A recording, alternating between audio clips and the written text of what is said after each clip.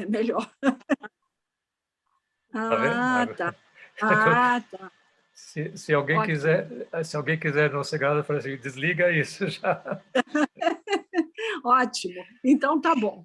Uhum. Aí você estava contando lá que eles procuraram, né, que o Então, vamos começando assim, né? Nós lançamos, como você participou desde o começo também, como sim. membro do Conselho Consultivo do Instituto Economia Criativa, né? Que nós criamos Uhum. em 2006, era uma iniciativa que estava começando aqui no Brasil, talvez a primeira, né? É claro que tinha muita gente que já conhecia esse assunto, mas eu tive contato pessoalmente com esse tema em 2004, a economia criativa, quando veio para cá um fórum da OCDE. Então era o Rubens Recupero, que era o secretário-geral Fórum da OCDE? da OCDE. A OCDE falhou. Ah, ok, OCDE. O secretário-geral da OCDE na época era o Rubens Recupero, né? Ah, tá. Que mais tarde, bom, que antes tinha sido ministro aqui no Brasil. Ele Uhum. fez porque assim a UNCTAD, ela estava fazendo a 11ª UNCTAD, significa UNCTAD na prática, não é OCDE, desculpa. A UNCTAD ela tem fóruns a Uhum. cada 4 anos. E então ela completava aqui no Brasil em 2004 44 anos, né? E nesse fórum eles trouxeram o Uhum. tema indústrias criativas e fizeram um seminário para empresários que pudessem se estimular a partir dessa ideia da economia criativa. Era chamada indústrias criativas. Aham. Esse movimento começou em 94 na Austrália, depois foi em 97 para a Inglaterra, depois se expandiu para a Rússia, países europeus, né? Teve um primeiro fórum internacional das indústrias criativas em São Petersburgo em 2002, né? E aqui no Brasil eles vieram na Bahia em 2004 também, não, 2005, se não me engano. Então, na época que era o Gilberto Gil, ministro da Cultura, né? Então, essa iniciativa começou aqui no Brasil e a gente resolveu, não sei se está fazendo algum barulho para vocês, tá bom o som? E está dando uma interferência, mas... Tá dando, parece que agora tá bem, né? É. Então, aqui no Brasil, a gente falou assim, bom, esse negócio é bem bacana, mas a gente não está interessado só em políticas públicas, né? Que era o mote Tá. desses países, a Austrália e todos esses que aderiram, eram os governos fazendo políticas públicas para incentivar a indústria criativa, que basicamente era tudo aquilo que você tem derivado de arte, cultura, software, conhecimento, arquitetura, etc. Né? Toda a parte de design, moda, etc.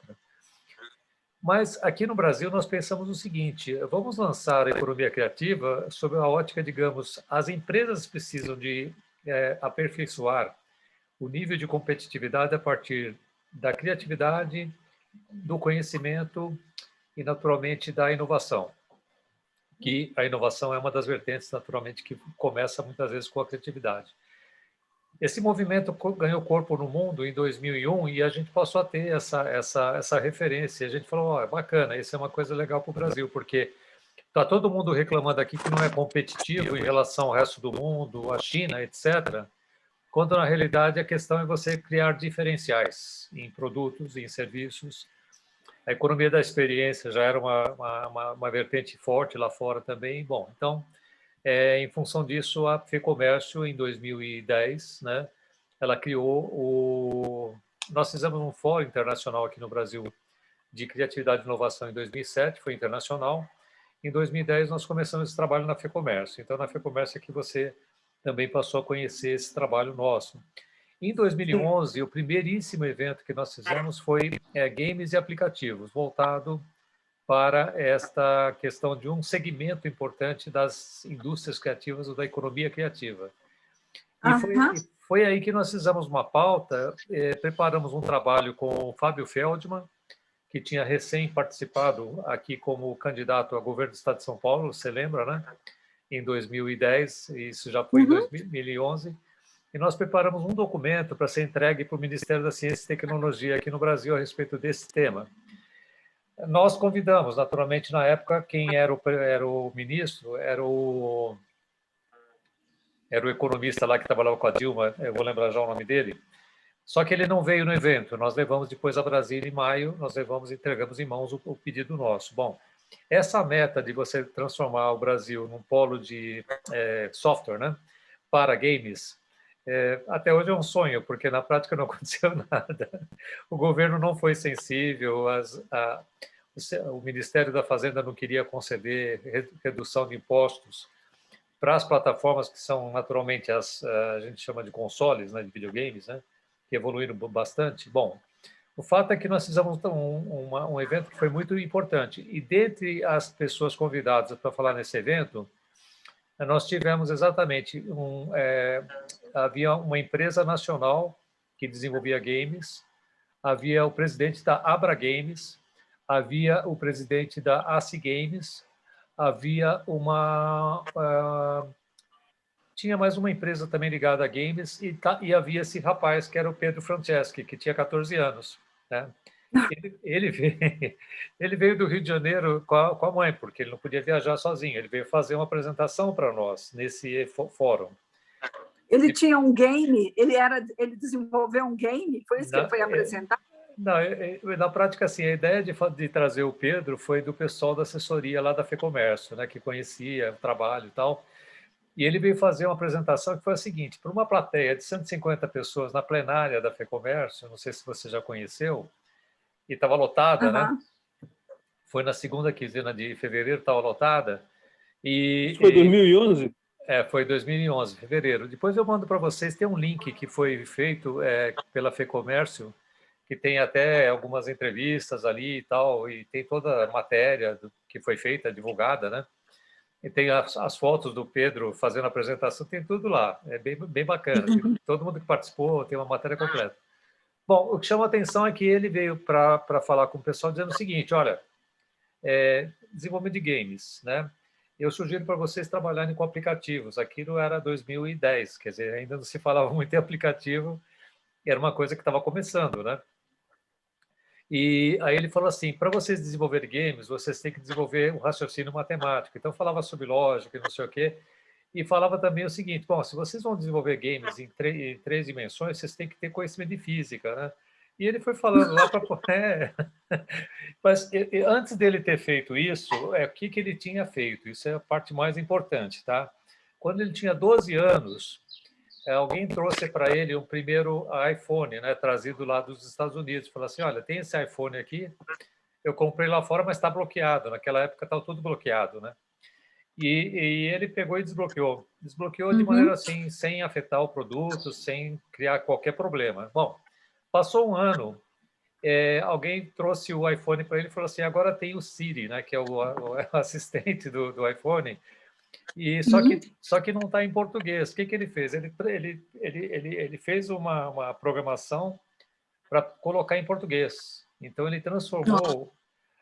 Só que neste caso ele conseguiu fazer uma coisa que abria a caixa preta do iPhone, entendeu?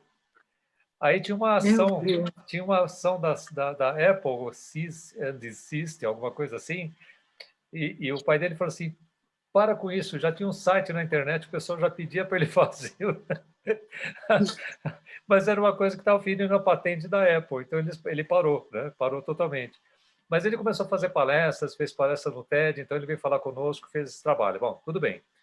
Eu voltei a fazer contato com ele quando, em 2013, 2014, ele estava lançando uma empresa aqui no Brasil chamada Pagar.me. Aí sim ele já estava com o Henrique, que é o sócio dele nesta empresa aqui nos Estados Unidos também.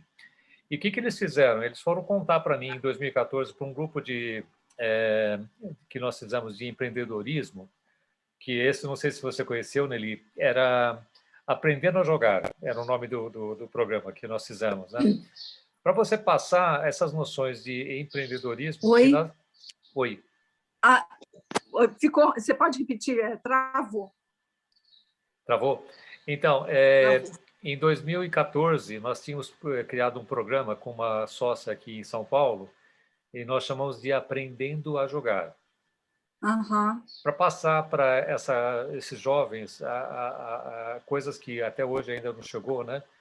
Não chegaram ainda nas escolas. Agora está começando a acontecer, né? de você passar uma noção a 360 graus do que é empreender, como empreender, né? Basicamente era isso.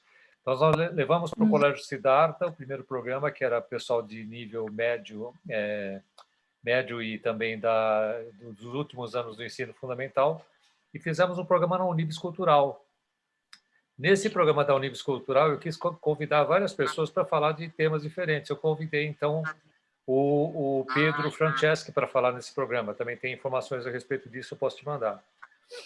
E aí ele foi contar a história para nós, que era o seguinte: aos 16 anos, que eles eram ainda, não podiam criar uma empresa, mas eles criaram uma empresa SA. Os pais assinaram, né, para a criação dessa empresa. Eles conseguiram um total de R$1 milhão naquela época, para poder colocar essa empresa de pé, que era a Pagar.me, pagar.me, né? Então, o nome da empresa era esse. Quem havia colocado o investimento nessa empresa era o André Street, que era da Stone. Hoje todo mundo conhece Stone, na época ninguém conhecia Stone ainda, né? Mas o André também veio dessa mesma vertente, porque ele começou com 19 anos criando uma empresa chamada Braspag. Talvez vocês conheçam, porque a Braspag foi a primeira gateway de pagamentos aqui no Brasil. Eu lembro do nome, sim. Seria o correspondente de uma PayPal lá fora. É. Aqui era a Braspag. Depois ele vendeu essa empresa para o grupo Silvio Santos, depois ele criou novos produtos. Quando os garotos entraram nessa Pagar.me, era uma empresa que faria parte desse grupo Stone, né, do André Street, e já tinha um certo contexto. Ele já tinha a Multipag, já tinha outras empresas que foram fazendo uma espécie de ecossistema de pagamentos ali, né? E a Pagar.me foi muito bem sucedida. Em 1 ano e meio depois, o Henrique veio contar essa história para os alunos dessa Aprendendo a Jogar. E eu fiquei impressionadíssimo, porque ele falou o seguinte: na época, todo mundo conhecia uma empresa chamada Moip. Não sei se vocês ouviram falar da Moip. Moip? Não, Moip. M-M-O-I-P. Moip. Acho que eu lembro eu escrito, sim. Conheço pouco, mas já ouvi falar. Então, essa empresa já tinha seus 2, 3 anos, uma coisa assim, e o Pedro veio fazendo a comparação com a Moip. Ele falava assim: bom, nós começamos mais ou menos 1 ano atrás, nós fizemos isso, fizemos uma coisa totalmente diferenciada, muito mais uso, a gente chama de user experience hoje, né? Muito mais amigável para o pessoal utilizar, então ganhou muito, assim, rapidamente ganhou muito espaço, né? Fizeram um trabalho muito competente e em 1 ano eles conseguiram 2.000 clientes. Nossa! Que era a quantidade de clientes que tinha naturalmente a Moip já, e eles conseguiram fazer isso com metade dos funcionários da Moip. E eles já estavam no break-even, quer dizer, eles só pegaram R$1 milhão e a empresa já estava de pé e já estava dando resultado. Que o pessoal... E eles lá com os 19 anos? Não, eles começaram a empresa com 16, aí já estava com 18 anos aproximadamente, né? Nossa, meu Deus. Então os caras são muito gênios. Mas aí eles tinham feito a matrícula... O Henrique é carioca também? Eu acho que ele acho que ele é, porque eles são amigos, se conheceram pela internet, mas acho que ele também é carioca, eu não tenho certeza. O Pedro com certeza foi, né? Mas e o que a Pagar.me faz? Assim, a Pagar.me seria uma coisa... De maneira sucinta. Então, a Pagar.me é aquela que você pode criar seu website de, por exemplo, comércio eletrônico, você pode criar um sistema na internet e ela vai ser teu hub de pagamento. Então, se você tiver no teu site, você vai clicar na Stone, por exemplo, que hoje a Stone é o grupo como um todo, ou você tem o PayPal. Se você você usa o PayPal, você vai pagar através do PayPal. A Pagar.me era um PayPal aqui brasileiro, tecnicamente era isso que você fazia. Ele integrava e comunicava para qualquer tipo de pagamento que você faz via internet, né? Então foi isso que eles fizeram. É bem bacana, porque assim tinha uma forma simples de você preencher, capturar informações, assim, muito bacana. A gente chamava de gateway de pagamentos. Esse é o nome técnico que o pessoal dá no mercado, né? Bom, eles fizeram a matrícula em Stanford, prestaram o concurso em Stanford, e eles trancaram matrícula para terminar a empresa aqui no Brasil, para depois ir para lá. Bom, eles terminaram a empresa, venderam a empresa aqui no Brasil e foram para Stanford para poder fazer, naturalmente, a sua cursar a faculdade lá. Quando eles chegaram lá, Venderam em que ano aqui? aqui ele vendeu, deve ter vendido entre 2000 e 2000, vamos dizer 2019, 2018. Isso aí, foi 2018. E eles pegaram e foram para lá.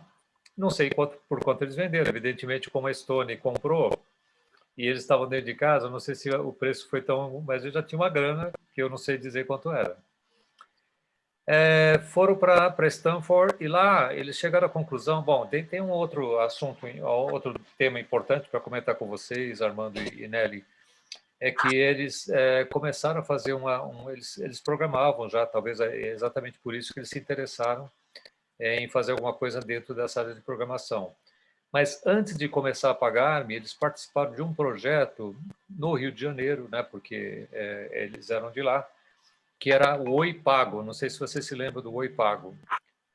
A operadora Oi, ela quis fazer uma coisa que fosse um sistema de pagamento pelo celular.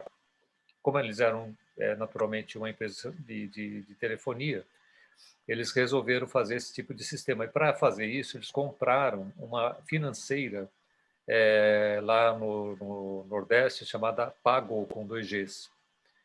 E para fazer esse desenvolvimento desse sistema para você colocar o pagamento no celular, ele tinha uma empresa chamada Mobile for You, M4Y. O que significava essa empresa?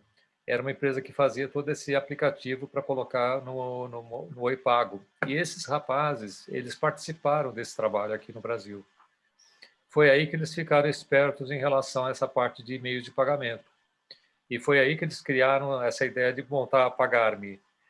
E chegando nos Estados Unidos... Era isso que eu estava pensando. Como é que um menino de 14, 15 anos, que estava pensando em desenvolver games, como é que ele migra para uma coisa de pagamento, que é uma solução para quem mexe muito com isso e precisa, né? Uma solução muito avançada para quem detecta o problema. Você só vai detectar o problema se você tem intimidade com a coisa, né? Então, eu estava curiosa mesmo para saber como é que surgiu essa necessidade, né? Eles tiveram essa oportunidade de participar desse projeto da Oi Pago, do Mobile for You, e aí ficaram naturalmente com esse know-how de como funciona tudo, né? Mas eu diria para você que é muito semelhante talvez àquilo que aconteceu com o Elon Musk, né? Quando ele começou, depois que ele montou a Zip2, né? Que você sabe foi o primeiro negócio que ele fez, que era uma espécie de apoio para você fazer publicidades pela internet quando estava começando a internet, e ele acabou fazendo um software que as empresas de comunicação em mídia, né? Jornais, revistas, etc., televisão, acabam usando esse sistema aqui para poder fazer a contratação de comerciais, etc., etc. Ele ganhou muito dinheiro com isso. É um negócio que ele começou em 94 e vendeu em 98, 99, por 300 milhões de dólares para o pessoal da Compaq na época. Esse rapaz, Elon Musk, que todo mundo conhece hoje, que é o número 1 do mundo, a maior fortuna, ele fez, quando ele era pequeno, ele fez um jogo de videogame, ele vendeu esse jogo. E ele, quando começou a Mobile, quando ele foi, depois que ele vendeu essa Zip2, ele foi montar uma empresa que era basicamente o início da PayPal, é exatamente isso. Ele não tinha experiência nenhuma nessa área antes. Ele falou assim, deveria ter um sistema para você mandar e-mail e você pagar por e-mail, você receber por e-mail. E foi nessa base que ele começou a fazer a empresa que era X.com, X.com.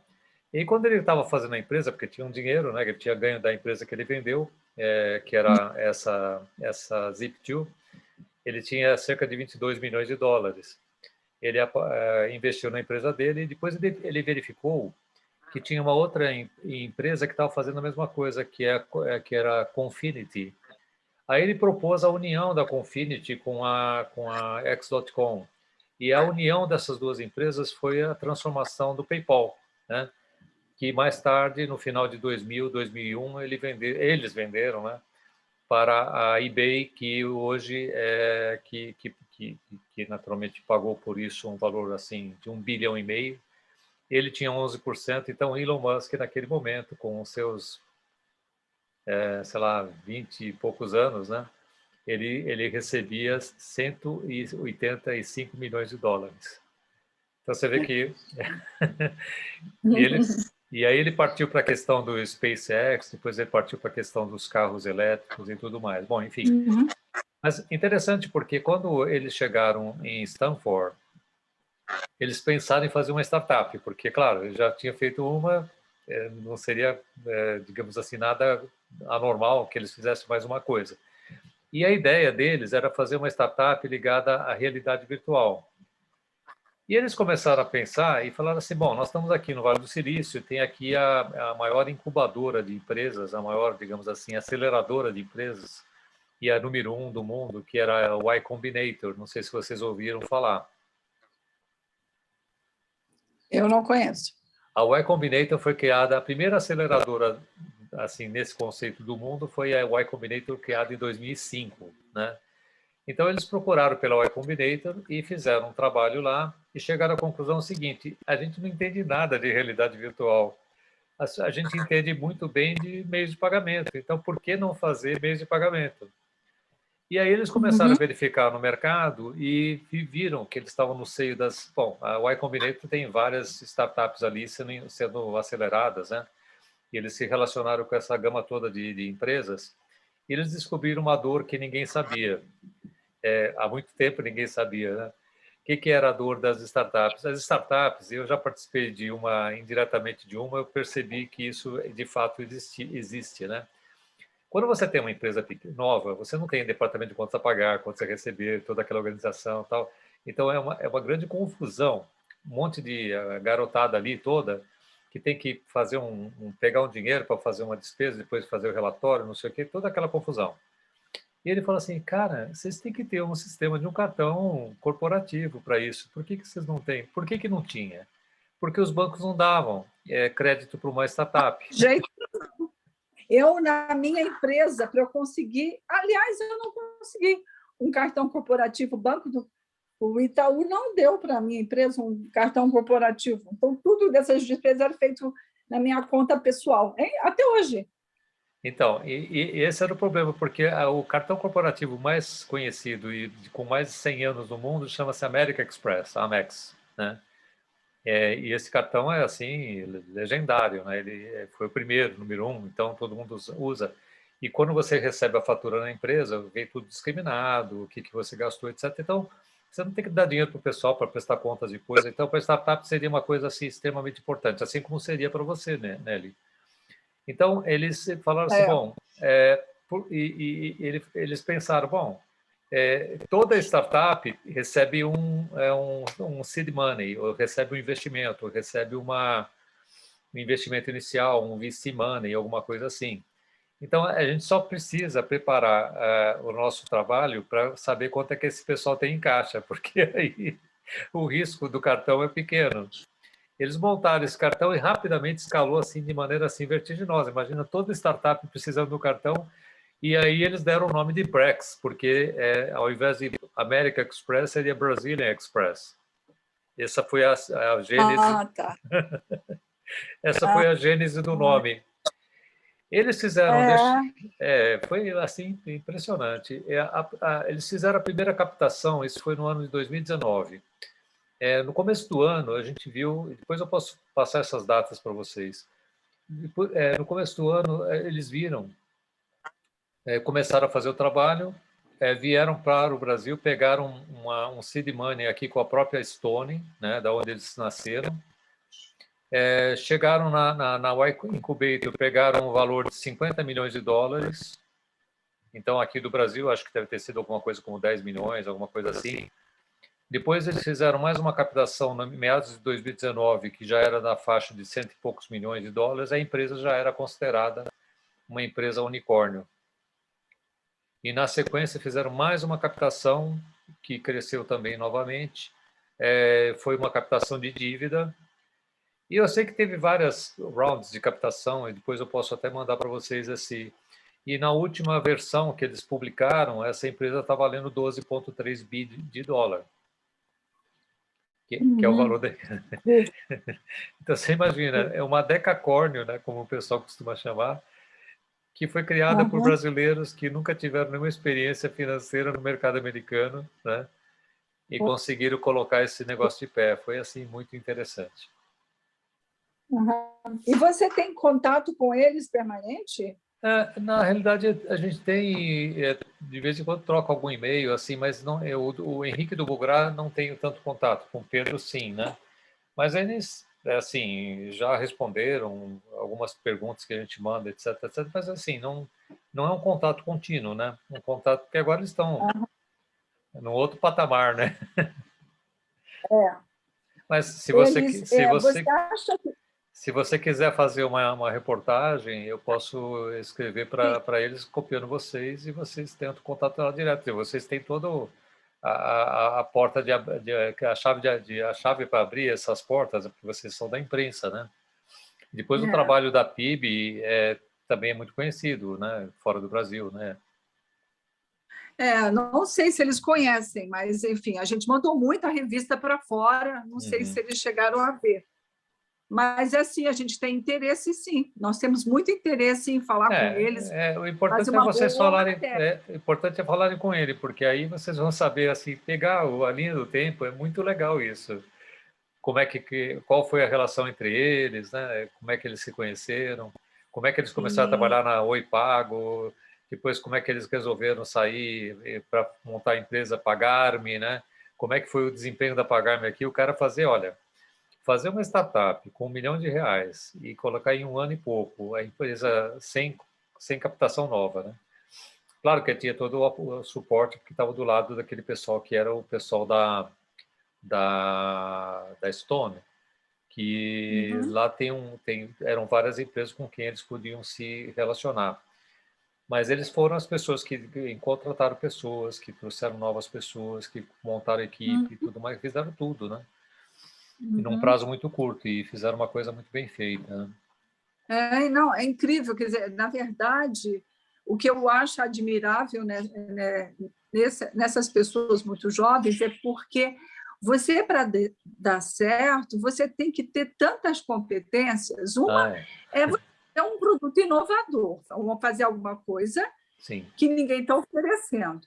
E você tem que ter a noção de como é que você vai empreender, como é que você vai vender isso, como é que você vai juntar as pessoas que podem te ajudar, como é que você adensa a ideia, adensa os colaboradores. Não é? Tudo isso requer competências que é difícil você reunir em 2 pessoas só. Né? Geralmente uma equipe precisa de administradores, a não ser que eles tenham nascido numa família de muito que são empreendedores, respiram isso o tempo todo. Nem acho que seja isso. Mas, assim, se você lembrar do famoso Mark Zuckerberg, né? Quando ele entrou em Harvard, ele queria fazer alguma coisa para todo mundo saber que ele existe, né? Porque ninguém ia imaginar que ele existia se não fosse pela característica de poder fazer coisas que iam impressionar todo mundo. O que ele fez? Ele desenvolveu alguma coisa que fazia, eu esqueci até o nome, face match. Ele desenvolveu alguma coisa numa noite que usava os computadores da faculdade, pegava as informações para poder fazer com que as pessoas fizessem a escolha de quem é mais bonita, né? E tinha aquela questão toda, não sei se vocês viram o filme, né? Eu vi. E isso entrou assim, fez tanto sucesso que derrubou o computador de Harvard. Ele sofreu uma punição por isso. Bom, ele passou a ser conhecido pelo campus inteiro, né? No dia seguinte. Aí veio os irmãos Winklevoss e falaram assim: nós temos uma ideia para poder fazer uma coisa assim, assim, assim.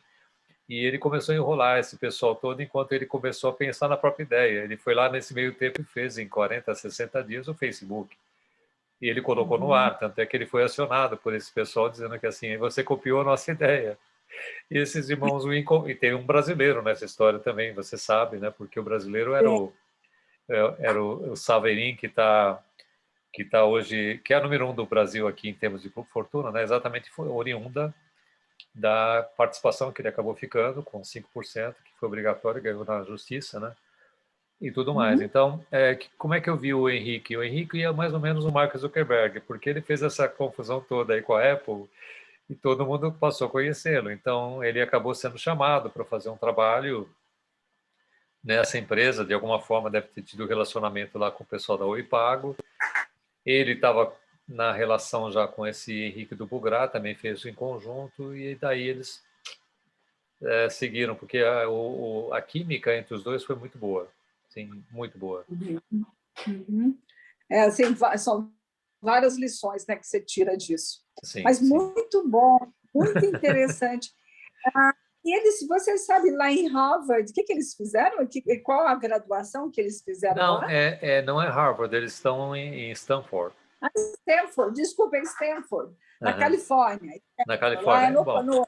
Palo Alto. Palo Alto, exatamente. Foi lá que eles tiveram essa relação com a Y Combinator, que naturalmente Stanford. Certamente devia estar fazendo alguma coisa ligada à engenharia de computação, coisa parecida, tá? Engenharia de software. Você falou... desculpe, Armando. Só uma coisa. Quando você falou que ele chegou na apresentação aí para vocês e começou a falar que você teria que dominar a questão dos games, você tinha que conhecer física, ele espantou a plateia, todo mundo achou que ia ser uma coisa muito difícil, intransponível, quer dizer, qual foi a reação das pessoas diante de tudo que ele falou? Todo mundo ficou extremamente assim, maravilhado, né? Ver um garoto de 14 anos dando sugestões de como montar um negócio, falou assim, olha, vai no aplicativo que é mais fácil, você consegue isso, você consegue aquilo. É muito gênio, né? Muito gênio. Bom, você sabe que teve uma empresa aqui no Brasil que surgiu em 2011 e ninguém conhecia essa empresa naquele momento, mas o ano passado ela passou a ser mais um unicórnio brasileiro de 2 irmãos aqui no Brasil que montaram uma empresa de games. Ou seja, eles não participaram do nosso evento, mas eles montaram uma empresa de games que hoje já é um unicórnio. O que significa o seguinte, que como não teve essa percepção pelo governo na época, porque se eles tivessem feito alguma coisa voltada nessa área, eu te garanto que a gente estaria num patamar assim muito superior, porque claro que você tem muita gente que conhece e sabe desenvolver coisas a partir do software, né?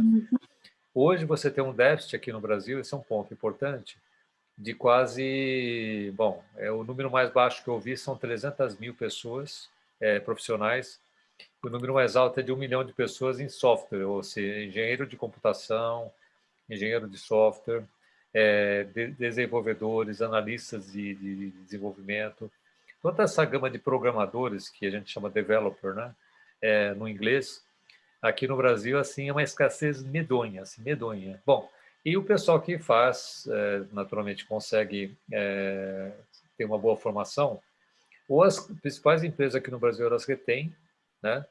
Ou você tem esse pessoal indo para fora do Brasil. Tem muito brasileiro fora do Brasil trabalhando lá fora, né? Isso vai aumentar. Essa empresa, qual que é essa que você falou, essa segunda empresa de games, que é o segundo unicórnio do Brasil? Como é que ela... Eu já lembro o nome para você, mas é uma coisa que chama atenção, porque eles ascenderam a posição de unicórnio em 2019, se não me engano. E para mim foi assim surpreendente, porque e essa é outra coisa que vocês também podem verificar, talvez seja interessante, porque eles vendem os games dele aqui no Brasil, mas fora do Brasil também. Então é uma empresa que nasceu em games.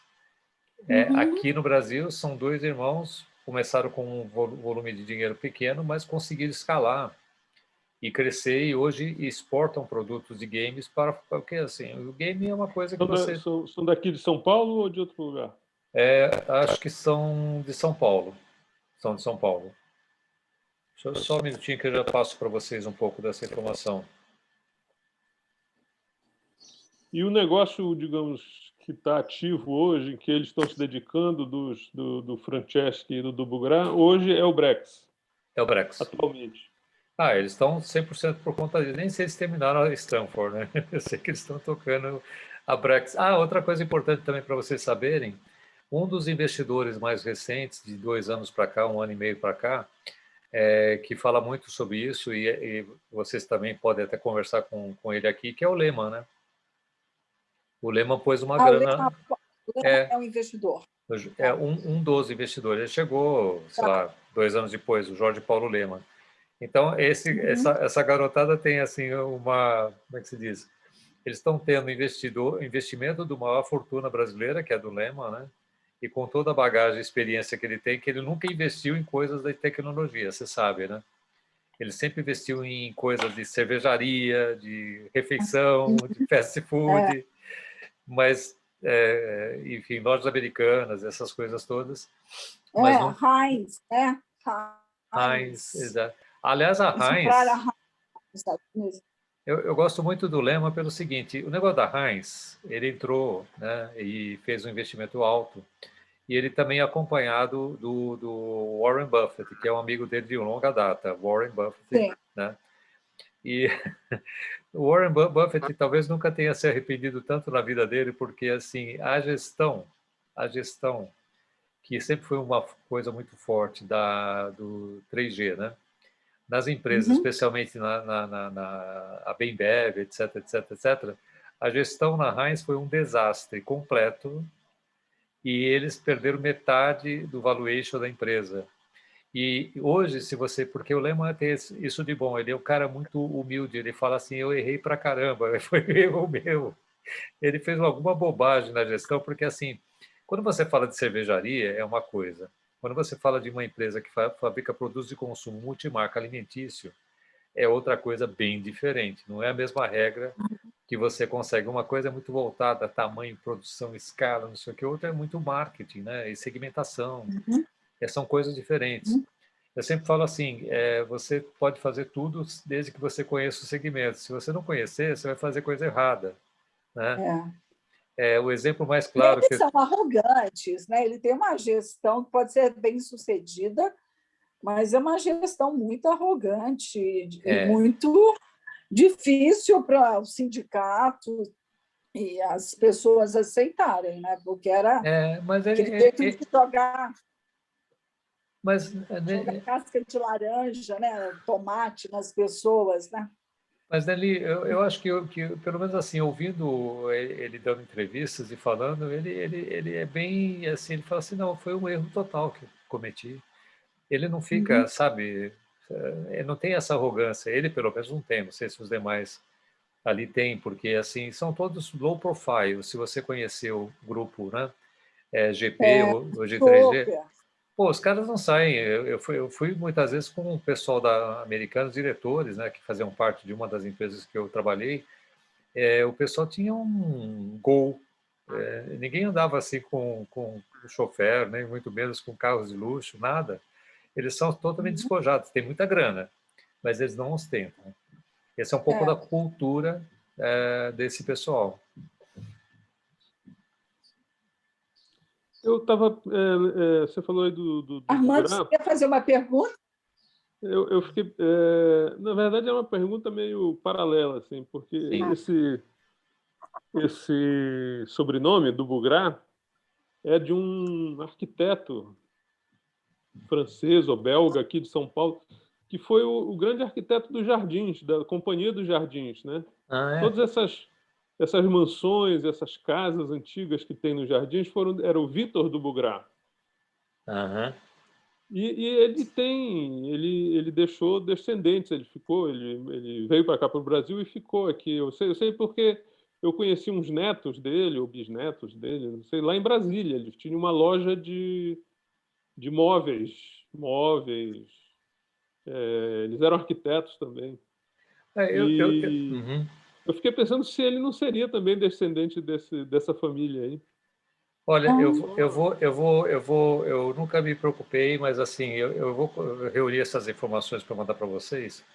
E aí eu coloco essa informação também. Pode ser até que seja de São Paulo, mas assim me deu a impressão que era uma pessoa do Rio de Janeiro. É porque esse tataravô deles, ele veio para o Brasil e fez, ele veio com um grupo inglês, né, da companhia City ali que Sei, urbanizou os jardins e toda aquela área ali, e como arquiteto. Ele era um arquiteto não modernista, daqueles Art Nouveau, Art Deco, assim, que aham. fazia aquelas casas que eram voga ali nos anos 30, nos anos 20 e tal. Mas eu não sei se ele depois esteve no Vou, Rio vou também. dar uma pesquisada. Foi muito bem sucedido aqui no Brasil. Tem muita casa dele em São Paulo ainda, aqui, Não, e nessa região. Do Bugrá não é um sobrenome muito comum, né? Então, É, pode ser. Mas eu mandei para você, Nelly, agora pelo WhatsApp, Wildlife, chama-se a empresa brasileira de games. Wildlife. Acho que ela está congelada, não está? acho que sim. Acho que deu uma bela congelada aí, né? Nelly, está ouvindo? Oi? Voltou. Parou pra mim aqui durante uns 3 minutos. Você estava congelada aí. Estava congelada.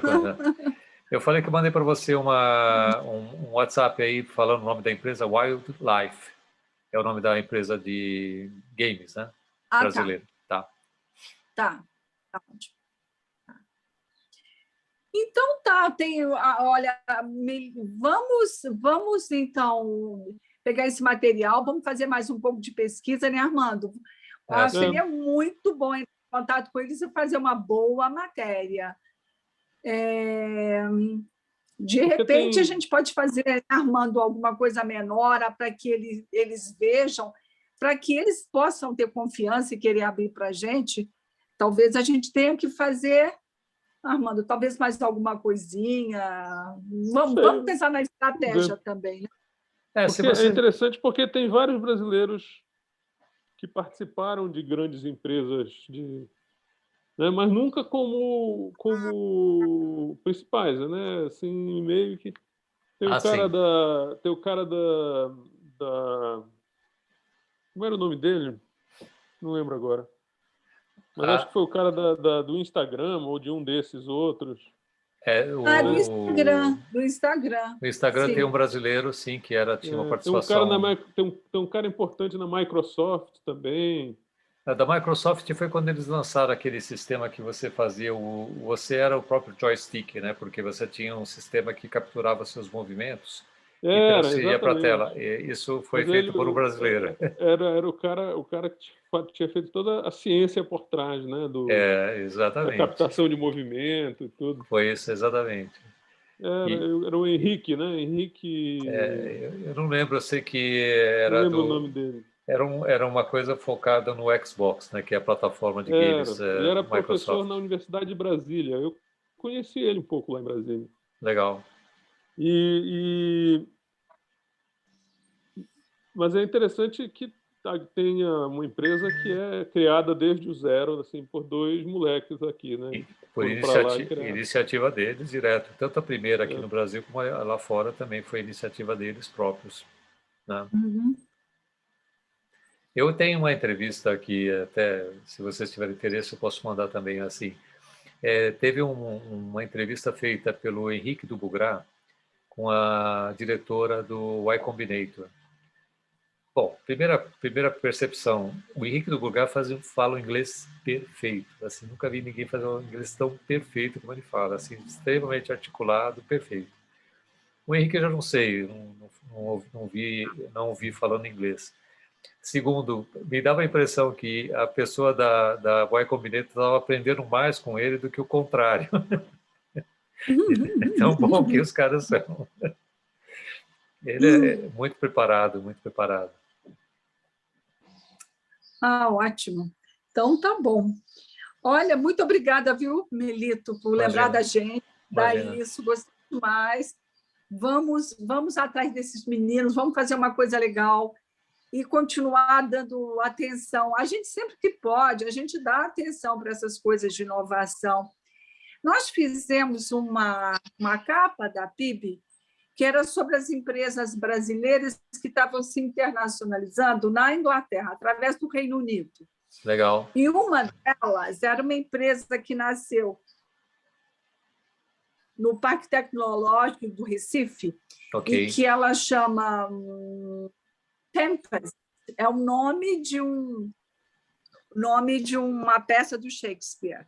Olha E que legal. eles trabalham com sistemas de segurança bancários. Sim. E esse povo, esses meninos, eles trabalham para todo o HSBC no mundo inteiro. Olha. É uma empresa que acho que nem sei se é tão conhecida aqui, mas lá na Inglaterra é sucesso. Muito interessante esses casos. Agora eu não lembro exatamente o que era, assim, porque eu vi muito de passagem.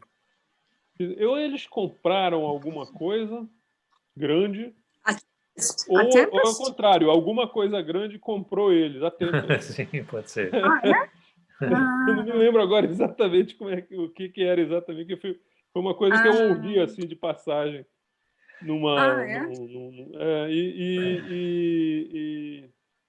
ou eles passaram a fazer parte de alguma coisa muito bem maior do que eles, ou ao contrário, eles se tornaram ou eles incorporaram alguma outra empresa desse setor também, que era muito... Vamos atrás disso também, é uma notícia bacana. A gente seguiu eles desde o início, né? O pessoal todo que foi para a Inglaterra sofreu um baque aí com o Brexit, né? Porque sim, isso sim. Muitos foram para lá pensando em entrar na Europa inteira a partir de lá, né? Agora devem estar... Deixa eu comentar uma coisa com vocês, aproveitando aqui a questão da FEComércio. Na época que a gente estava lá, tinha um diretor internacional da FEComércio que ficava exatamente na Inglaterra, mas era um português que tinha tido um desempenho como diplomata na África, se não me engano, na África do Sul, ou um outro país, eu não me lembro exatamente. E ele acabou sendo... ele acabou indo para a Inglaterra, morava em Londres. Ele era a pessoa que era o diretor da Câmara de Comércio Portugal, Reino Unido, né? Então ele veio ao Brasil e nós passamos durante uma semana com ele aqui no Brasil, porque ele tinha um projeto, isso foi em 2010, 2015, se não me engano. O projeto dele era colocar um hub, um coworking, na época ainda o coworking não era tão conhecido, né? Para um coworking brasileiro, exatamente em Londres, onde tinha sido criada uma cidade, em 2010 foi criada uma espécie de hub, né, de inovação que eles chamavam de South East London, que era uma área de logística grande, e eles chamaram inicialmente de London Tech City, ou London Tech City. Bom, depois a coisa cresceu tanto, porque na época que começou tinha 85 startups e poucas empresas internacionais. Depois de 5, 6 anos, você já tinha mais de 20 empresas internacionais e hoje você já tem mais de 2.000 startups naquele espaço. Então, eles chamaram aquilo de London Tech Nation, né? Então, espraiou para toda a Inglaterra essa iniciativa, entendeu?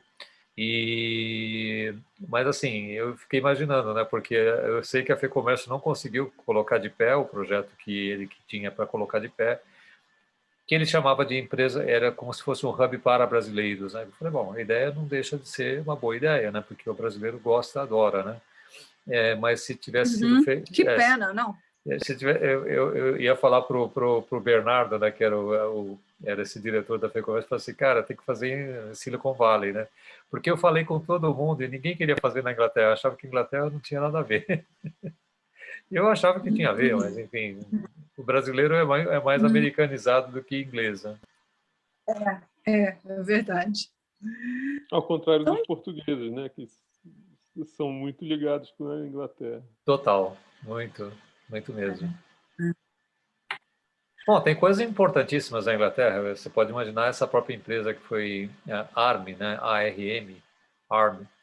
Ela foi comprada pelo SoftBank mais ou menos em 2014, 2015, se eu não me engano, ou por aí. E ele fechou capital. Ele comprou na City, fechou capital.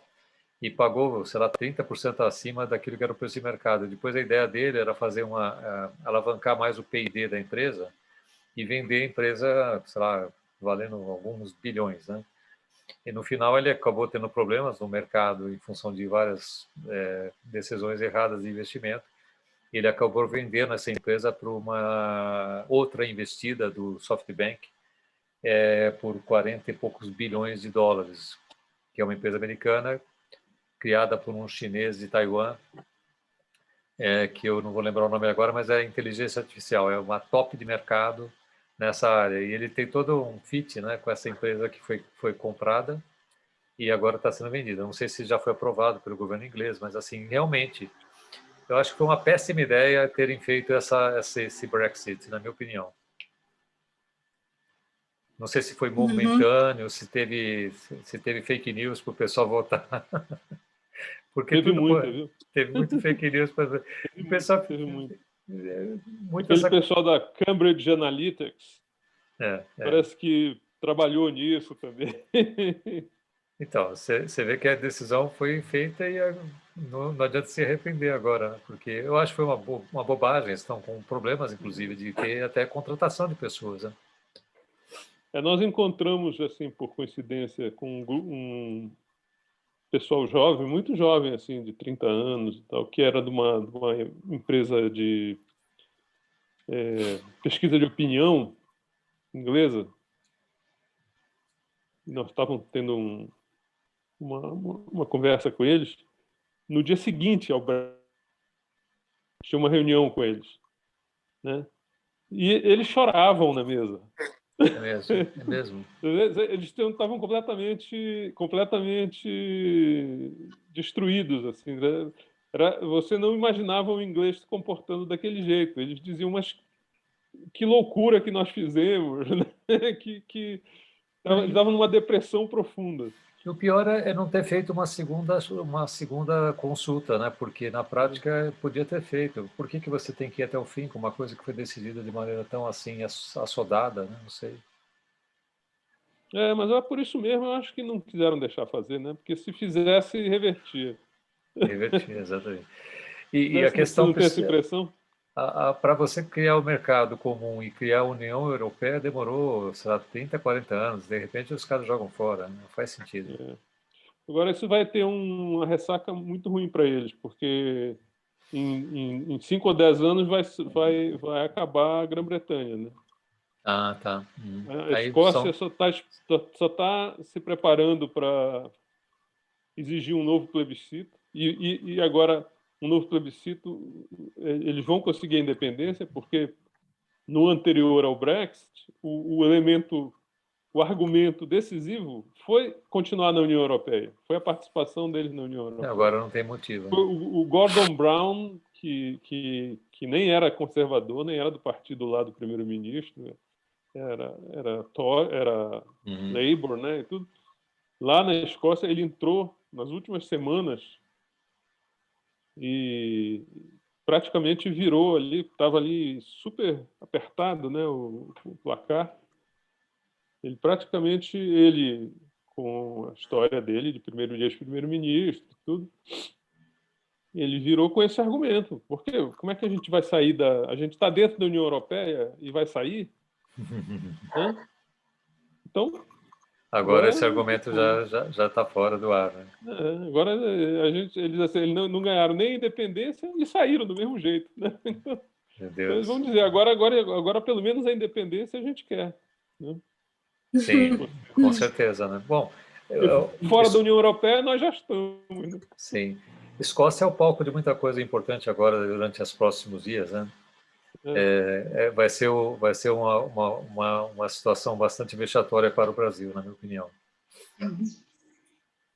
Nem fale. mais uma, né? Mas ainda bem que o próprio presidente vai para Roma, não sei se ele nem vai aparecer lá pela COP26. Mas já está sendo um vexame lá, porque nenhum dos lugares onde ele quer ir, inclusive a cidade de onde saiu a família dele, quer receber ele. E daqui a pouco a família faz um manifesto dizendo assim, não, você está deserdado. Tá agora diz que ele queria ir em Pádua, né? Pádua lá, que é para visitar a Basílica de Santo Antônio, não sei o que. O pároco, o cardeal, sei lá, o que ele é, bispo lá da diocese, já disse, nem me apareça por aqui.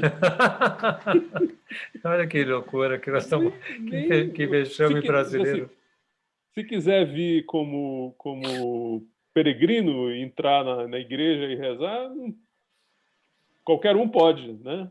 Sim, mas claro. não espere nenhuma recepção oficial para o presidente do Brasil, né? Não vai ter. Vai ter que usar máscara para entrar na igreja, se Deus quiser. Tá bom. Ok. Obrigada, gente. Muito bom. Deixa eu falar uma coisa. Ficar... Perdão, desculpa, Nelly. Me ocorreu, se vocês acharem interessante, porque você falou que tem algumas capas interessantes aí da Inglaterra, né? Se vocês quiserem mandar alguma coisa para mim a respeito, dizendo que se interessaram, um e-mail simples, né? Pelo case, né, da Brexit, que vocês gostariam muito de entrevistar os fundadores, que o trabalho que vocês fazem está muito ligado a essas áreas, digamos, de descobrir as empresas talentosas brasileiras que estão fora do Brasil, e mandar, eu posso encaminhar para o Henrique, tá? E copio vocês, assim, pelo menos ficar registrado, eu tenho certeza que eles vão dar atenção, né? Tá certo. Não, eu não sei se desconectou lá ou se... Não, acho que a Nelly, né? Ela ainda está aqui. Não sei se ela está com som. Tá. Tá ouvindo, Nelly? Não, tá bom. É melhor. A gente... Agora é que parecia que você estava sem som. Oi. Agora eu voltei. Você acha que você ficou um pouco fora? Não, se vocês quiserem mandar essa sugestão aqui, eu encaminho para eles, tá? Tá. Não, ótimo. É bom. A gente faz isso. Tá bom. Eu estou aqui em Minas. Daqui eu vou a Brasília. Uhum. Mas até a semana que vem eu mando para você. Tá bom. Eu vou tentar mandar essas informações todas que eu falei aqui para vocês em seguida, tá? E você já tem. Eu mando no teu e-mail. Aliás, qual que é o teu e-mail, Nelly? Eu não sei se eu tenho. É Nelly, Nely, @revistapib.com.br. Tá bom. Esse eu não tinha. Eu acho que eu tinha um outro aqui que eu mandei e voltou. Tá, tudo bem. Tá bom. Tá bom. Qualquer coisa no WhatsApp a gente se fala. Tá bom, já está conectado por aqui, tudo bem. Tá bom. Tá bom. Então tá, valeu. Tá bom, muito obrigado. Um abraço para você. Obrigado. Um abraço para você, Armando. Nelly, também. Tchau, Armando. Prazer em conhecê-lo. Tchau, prazer, obrigado. Até a próxima, então. Valeu. Tchau. Vou mandar um vídeo também para vocês, tá? Tchau. Ótimo. Obrigado. Sim. Ótimo. Muito bom. Obrigada. Tchau.